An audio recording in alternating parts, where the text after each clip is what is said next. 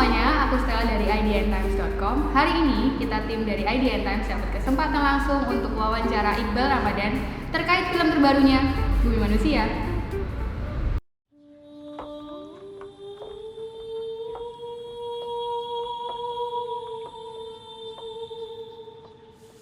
Annelies Melema.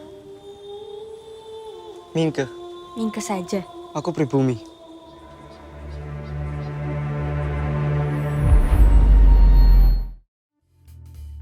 Nah, hari ini tanggal 9 Agustus, seluruh cast and crew Bumi Manusia datang ke Surabaya untuk melakukan press conference dan gala premier.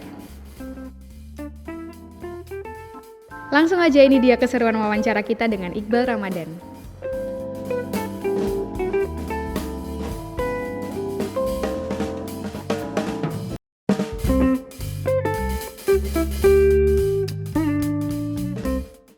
Saya terakhir kali ke Surabaya ya 2 tahun yang lalu.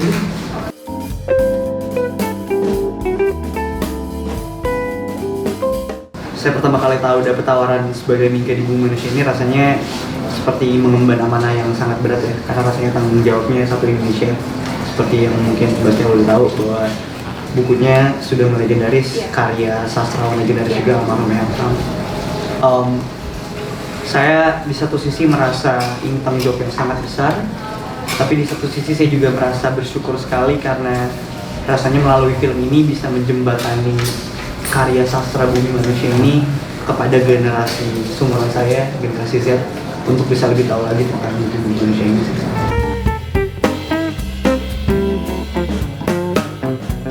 Saya kebetulan baca buku ini tahun 2017.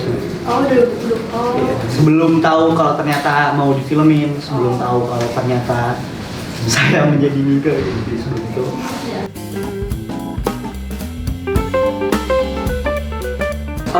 Tantangan tersendiri yang pertama-tama risetnya yang harus saya lakukan untuk menjadi Minke cukup terbatas karena semuanya hanya bisa saya lakukan lewat arsip-arsip buku-buku yang dibaca dan juga ditulis oleh Pram.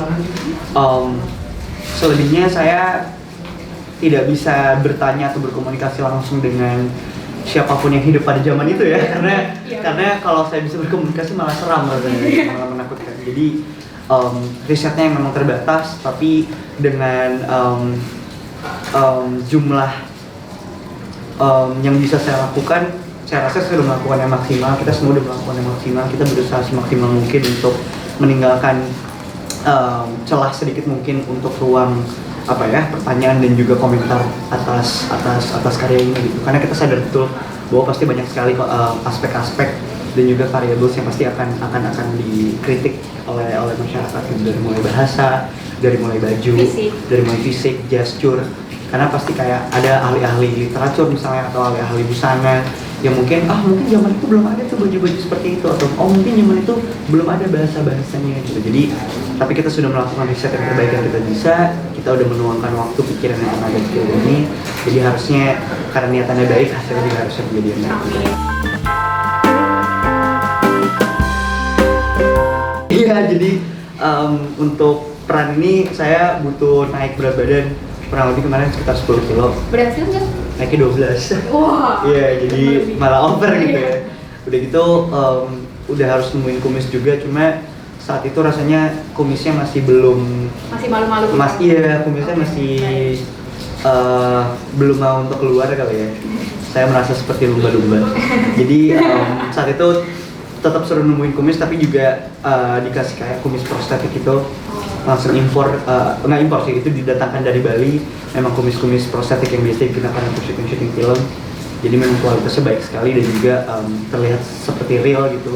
Dan saya pun untuk kumis sendiri saya pun itu ada fittingnya, jadi diukur gitu supaya bentuk mukanya benar-benar sama. Dan itu emang custom made untuk Iqbal Ramadan saat itu, untuk Minke.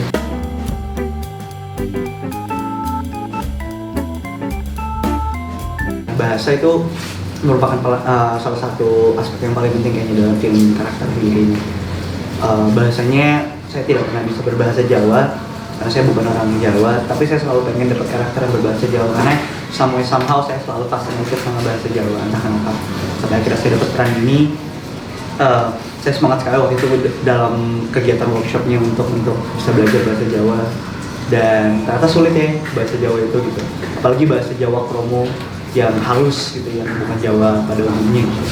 Dan Jawanya juga Jawa tahun 1890 gitu, jadi Jawanya juga bahasanya berbeda, tapi semuanya kita lakukan bersama-sama, kita workshop bareng-bareng untuk tetap memberikan yang terbaik. Rasanya kemarin kita semua pemain, kru udah memberikan lebih dari 100% untuk film ini sih, karena memang yang menunggu film ini rasanya jutaan orang, tanggung jawabnya besar. Karena bukunya mungkin laris banget. Itu dia, karena bukunya tidak main-main. Memang bukunya kan heavy read book ya, Iya. bukunya memang sulit dibaca. Tebal banget. Itu dia, tebal banget, dan kita juga paham betul gitu bahwa media layar film ini tidak mungkin mengakomodir 500 halaman yang ada di buku Bumi Manusia Iya. gitu. Jadi kita sadar betul bahwa banyak sekali adegan-adegan yang tidak bisa diangkat gitu. Makanya kita harus memilah dan memilih mana adegan yang harus ada dan mana yang bisa ditiadakan. Jadi buat saya film ini kurang lebih bisa menjadi apa ya, rangkuman lah ya untuk dari buku lembaran kertas yang divisualisasikan melalui media layar bioskop gitu. Saya cukup optimis. Maksudnya saya optimis film ini bisa diterima dengan baik oleh masyarakat. Tapi untuk kategori sukses ini kan semua orang kayaknya punya barometer sukses yang berbeda-beda. Saya juga bingung untuk mendefinisikan sebenarnya sukses sebuah film itu apa, karena setiap saya ngobrol sama orang tuh beda-beda. Ada orang-orang kayak, oh kalau buat gue sukses itu filmnya harus di atas 1 juta. Oke, which is fair. Oh kalau buat gue filmnya harus ada di Piala Citra. Oke. Oh buat gue film yang sukses itu film yang bisa influential buat orang-orang yang menontonnya. Itu fair juga. Jadi buat saya apa sih sukses itu, saya juga sampai sekarang nggak tahu mau mendeskripsikan kata sukses itu seperti apa. Jadi kalau dibilang film ini saya optimis untuk sukses, silakan dideskripsikan sendiri kata sukses itu menurut Mbak Kayla dan para penonton di rumah sukses seperti apa. Kalau buat saya, semoga film ini bisa punya impact yang baik sih untuk para penontonnya.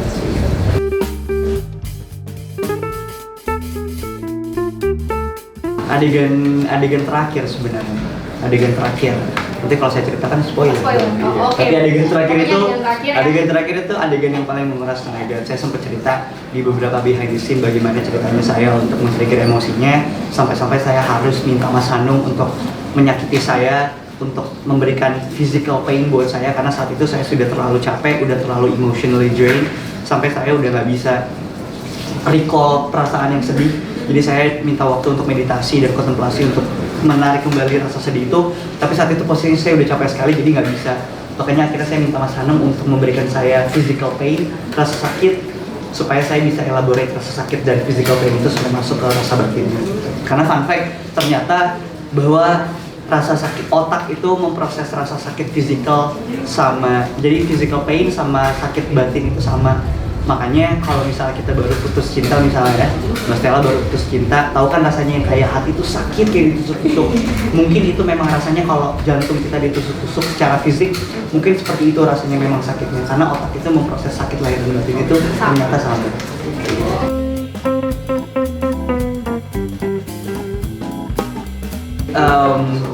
Pertama-tama